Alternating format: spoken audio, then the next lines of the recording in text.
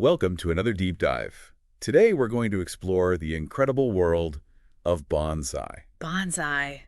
Those tiny trees, right? Yeah, you know the miniature trees in those little pots? I think I've seen them at like botanical gardens or something. Yeah, exactly. Mhm. But there's so much more to it than just tiny trees.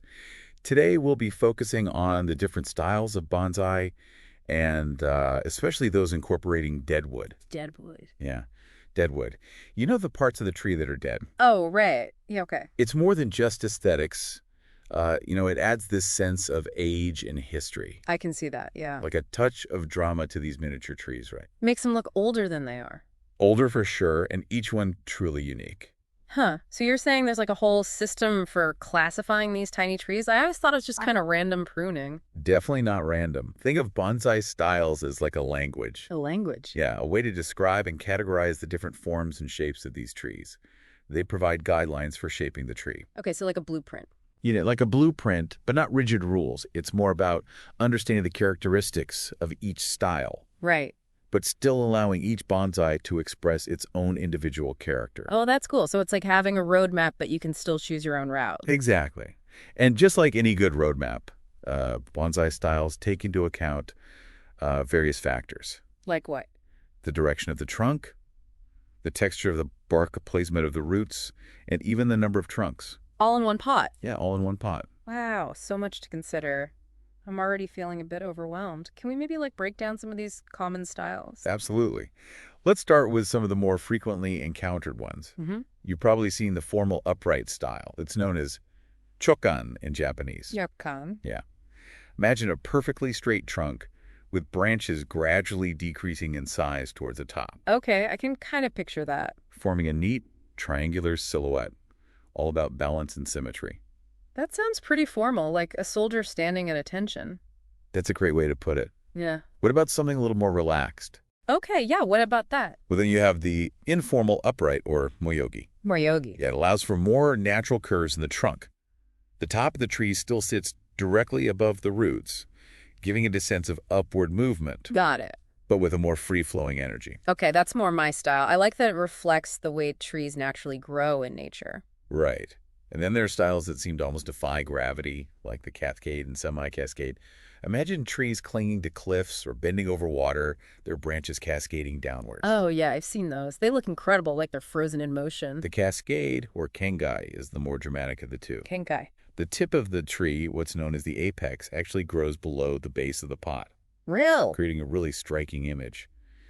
The semi-cascade Han kengai is similar, but less extreme. Han Kengai. Yeah, the apex extends just below the pot's rim. So many names to remember. I know it's a lot, but it's fascinating. It's amazing how these styles can evoke such different feelings, Yeah, totally. from strength and stability to a sense of resilience and adaptation. For sure. Now imagine a tree with a straight trunk, but instead of growing upwards, its branches spread out horizontally in all directions, forming a rounded crown like a broom. Oh, like a big puffball. Exactly, that's the broom style, or hokidachi. Okidashi, Best suited for trees with extensive fine branching. creating a beautiful canopy of shade, I bet. Now let's shift gears a bit and talk about the literati style, or bunjingi. This one is inspired by Chinese literati paintings and has a really unique aesthetic. Ungungi. Okay. Think of a bare, often contorted trunk with just a few branches near the top. Oh, it sounds almost minimalist, like it's stripped down to the essentials. Precisely. The literati style is all about conveying a sense of austerity of survival in harsh conditions, like a solitary tree clinging to a rocky cliff. Each of these styles seems to tell a different story, a different way of interacting with the environment. That's a great way to put it. And now let's delve into a technique that adds another layer of storytelling to bonsai. Deadwood. Okay, this is where it gets really intriguing. You're talking about intentionally incorporating deadwood into a living art form. Yeah. It seems a bit counterintuitive. It might, but deadwood plays a vital role in bonsai aesthetics. Think of it as a way to tell the tree's story, to show the trials it has endured, the passage of time. So it's not just about creating a pretty shape, it's about adding depth and character to the tree. Exactly. Deadwood can represent damage from lightning wind or even animal browsing. Oh, wow. It can also symbolize the natural shedding of branches as a tree ages. Huh. By incorporating deadwood bonsai, artists create a sense of history and resilience, making the tree seem much older than it actually is. That's fascinating. So is all deadwood natural, or do bonsai artists, like, actually create it? It can be both. Yeah. Sometimes deadwood occurs naturally, but more often than not, bonsai artists use specific techniques to create and shape deadwood, adding to the artistry of the bonsai. Okay, now I'm really curious. What are some of these techniques? One technique is called jin, which involves creating a bare bleached section on a branch or even the top of the trunk. Okay. Imagine a tree that's been struck by lightning, leaving a stark white scar running down its side. That's the effect that jin aims to create. Wow, that sounds dramatic. It definitely adds a touch of drama and visual interest. Now, for deciduous trees, there's a technique called uro. Uro. This involves carving a small, hollowed-out area in the trunk, mimicking the natural shedding of a branch. So it's like creating a little window into the tree's past, showing where a branch once was. Precisely. And then there's shuri, which is all about exposing deadwood on the trunk. Cool. This technique mimics damage from fallen branches or harsh weather, creating a weathered, aged appearance. So if sherry is about creating smaller areas of deadwood, what about when a significant portion of the trunk is bare? That's where the shirimiki or driftwood style comes in, right? Yeah. You got it. Shirimiki takes shuri to the extreme.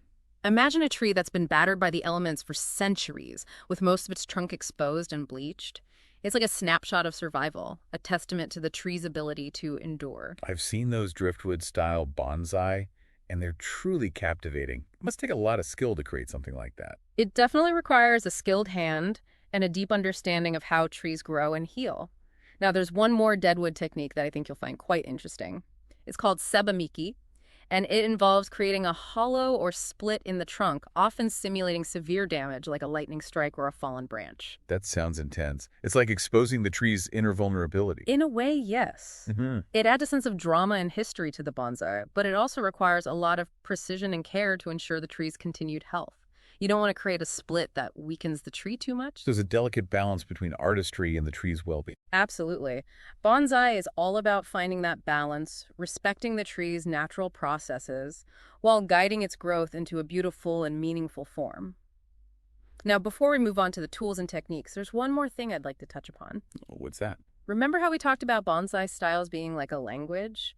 Well, they're also a reflection of cultural and philosophical values, particularly in Japan, where bonsai originated. That's interesting. So there's more to these styles than just aesthetics. Much more. For example, the concept of wabi-sabi is central to Japanese aesthetics. It's all about finding beauty and imperfection in the natural cycle of growth and decay. I've heard of wabi-sabi, but can you explain how it applies to bonsai? Think about those gnarled trunks, the exposed roots, the deadwood we've been discussing.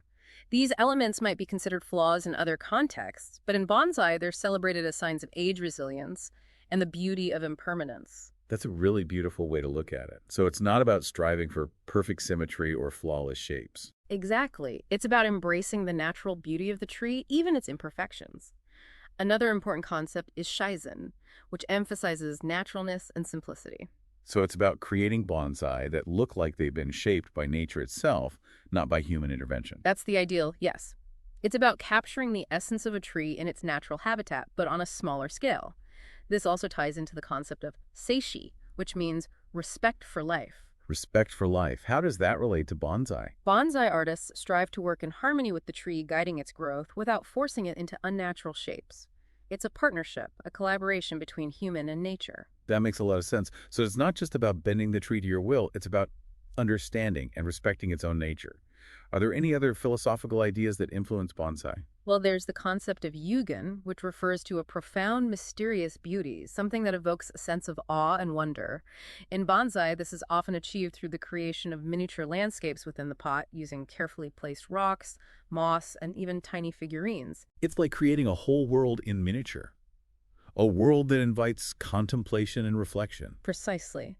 And these philosophical ideas, they're not just abstract concepts, they're deeply ingrained in the practice of bonsai. They inform the way bonsai artists approach their craft, from the choice of tree and style to the techniques they use and the overall aesthetic they strive for. Wow. I'm really starting to see how much depth there is to this art form. It's not just about creating pretty miniature trees.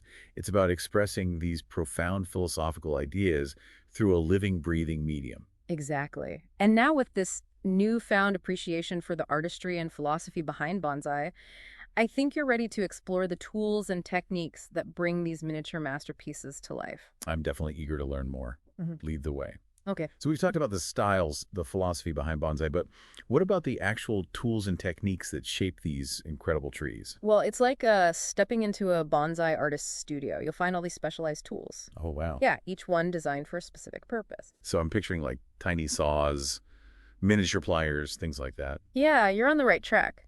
Bonsai tools are like mini versions of woodworking tools, but they're crafted with such precision and delicacy. I can imagine. There are concave cutters for making clean cuts close to the trunk knob cutters for removing small branches, and then a variety of shears for shaping the foliage. So it's almost like sculpting, but with a living material. Exactly. And one of the most fascinating aspects of bonsai is the use of wire. Wire. You mean like to shape the branches? Yeah, to guide the growth of the branches. I never would have thought of that. It's a technique that allows bonsai artists to gently bend and shape branches over time, I see. creating those, elegant curves and dramatic bends that you see in some bonsai. So I imagine that takes a lot of patience and a really delicate touch. Absolutely. It's a gradual process. You can't force the tree to bend too quickly or you risk damaging it. The wire is applied carefully, and then as the branch grows and thickens, it's gradually adjusted or removed. Wow. It's like a constant dance between the artist's vision and the tree's own natural growth patterns. Exactly. And speaking of artistry, bonsai artists also use carving tools to create texture and detail, Oh, really? especially in those deadwood areas we talked about earlier. So they're not just pruning and shaping, they're actually like sculpting the wood. That's right. They might use gouges, chisels, even power tools sometimes Oh, interesting. to create hollows, grooves, and other textures that mimic the effects of, weathering and decay. It's amazing how they can transform something that would normally be considered a flaw into such a, striking feature. It really is a testament to their skill and creativity. And beyond those techniques, there's also root pruning, defoliation, and even grafting. Root pruning, that sounds a little intense. It might sound counterintuitive, but pruning the roots actually helps keep the tree healthy and compact. I see. It encourages the growth of finer roots, which absorb nutrients more efficiently, and it also helps to control the tree's size. So it's like giving the tree a fresh start, stimulating new growth. Exactly. And defoliation, which involves removing some of the leaves, can help to redirect energy to weaker areas of the tree, promoting more balanced growth. So it's like a strategic pruning, guiding the tree's energy where it's needed most. Precisely. And grafting, as we mentioned earlier with the tanuki technique, involves joining different parts of trees together, creating unique and often dramatic effects. Wow. It's incredible how much skill and artistry goes into creating these miniature masterpieces. It really is. It's a lifelong journey of learning, experimentation, and refinement. And that's part of the beauty of bonsai, Yeah.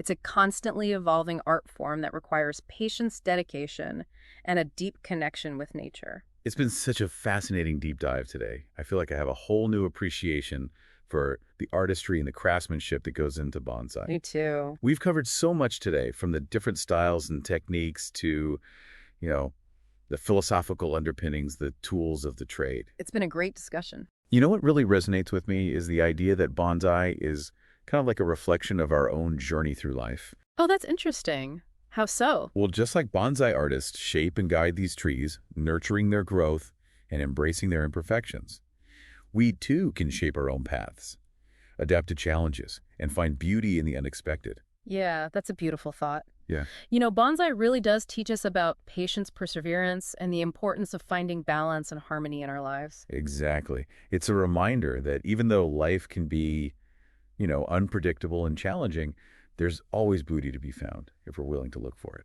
For sure. And just like those miniature trees, we too have the potential to grow and evolve, becoming stronger and more resilient with each passing season.